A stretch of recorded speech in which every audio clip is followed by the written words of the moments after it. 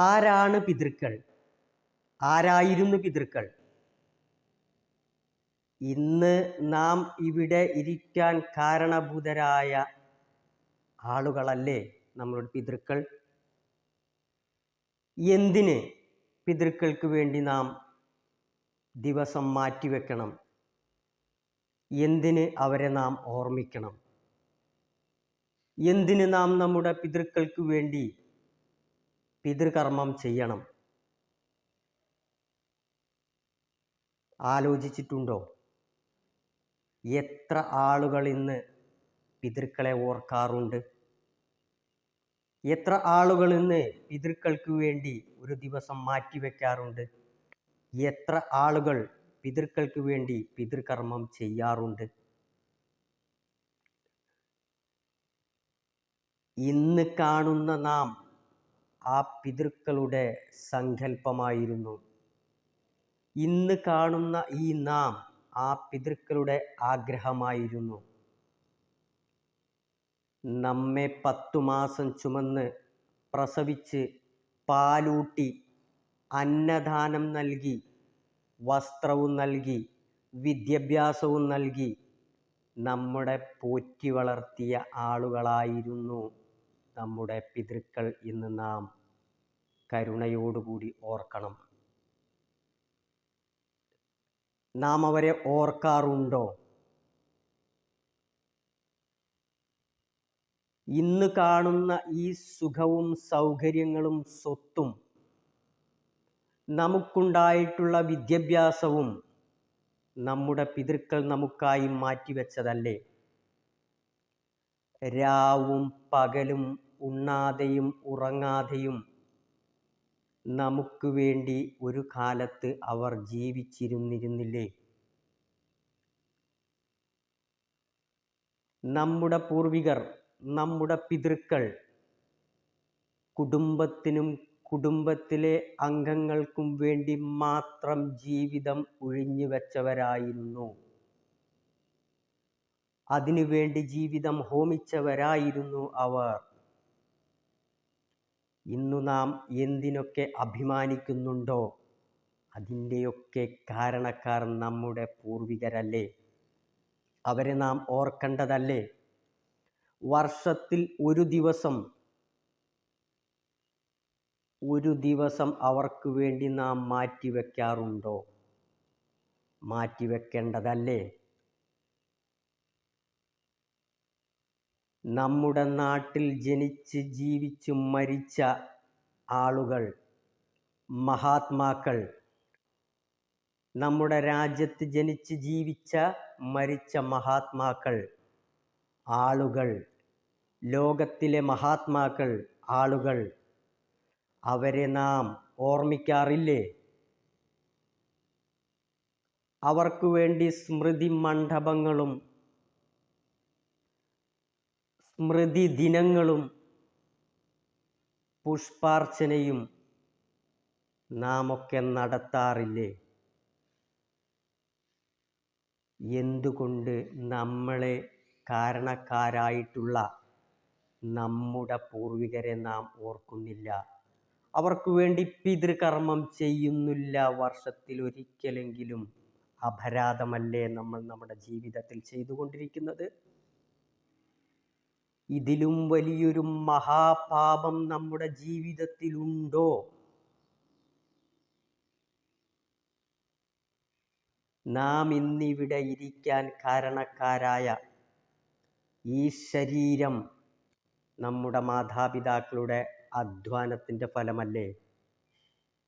അവരുടെ വിയർപ്പിൻ്റെ ഫലമല്ലേ? നമ്മുടെ മക്കളെ, നമ്മുടെ ഭാര്യയെ നമ്മുടെ മാതാപിതാക്കളും മുത്തശ്ശിയും മുത്തശ്ശനും സംരക്ഷിച്ചിരുന്നില്ലേ? എത്രയോ വർഷങ്ങൾ അവരെ അവർ പൊന്നുപോലെ സംരക്ഷിച്ചു നോക്കി വളർത്തിയിരുന്നില്ലേ?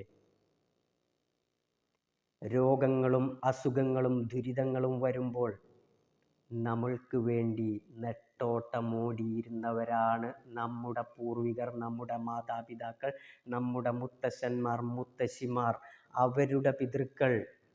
നമ്മുടെ ഈ കുലത്തെ സംരക്ഷിച്ചു കൊണ്ടുപോകുന്നു. നമ്മൾ ഇന്നിവിടെ ഈ കുലത്തിലിരിക്കുന്നത് അവർ കാരണക്കാരല്ലേ?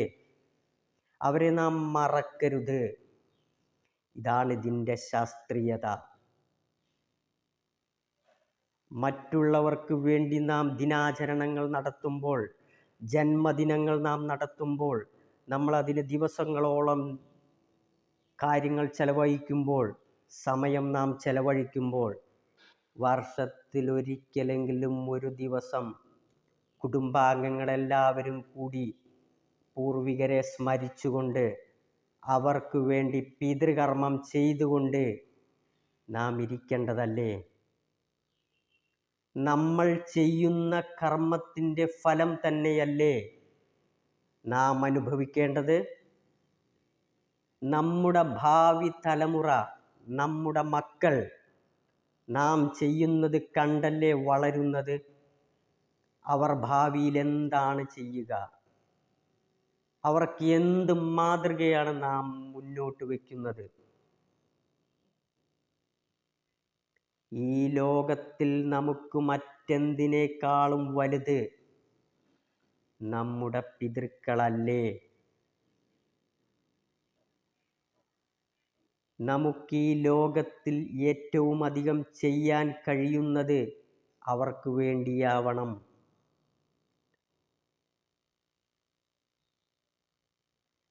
ഒരു കാലത്ത്, നാം അറിയാത്ത കാലത്ത്, നമ്മെ അവർ എത്ര വർഷങ്ങളോളം പോറ്റി വളർത്തി വിദ്യാഭ്യാസം തന്ന് സംരക്ഷിച്ചു പോന്നു.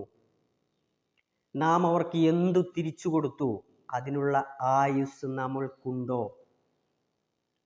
ഏറ്റവും ചുരുങ്ങിയത് ഒരു വ്യക്തിയെ 25 വയസ്സിലേറെ വർഷത്തിലേറെ അവരുടെ മാതാപിതാക്കൾ അവരെ സംരക്ഷിച്ചു.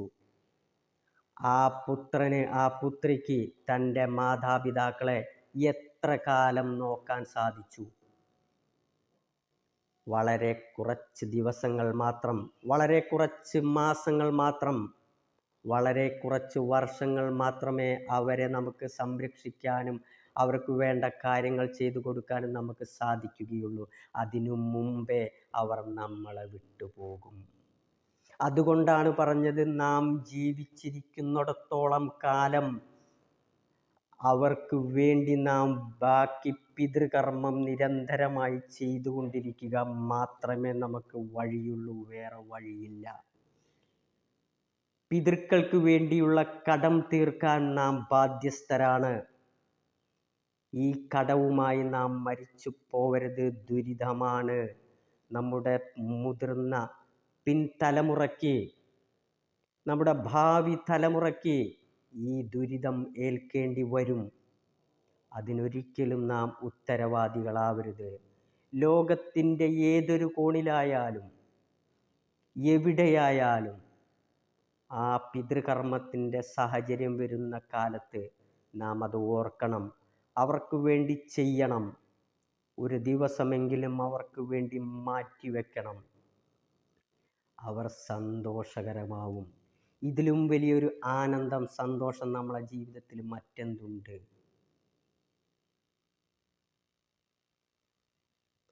നമ്മുടെ ജീവിതം തന്നെ അവർ ദാനം തന്നതല്ലേ?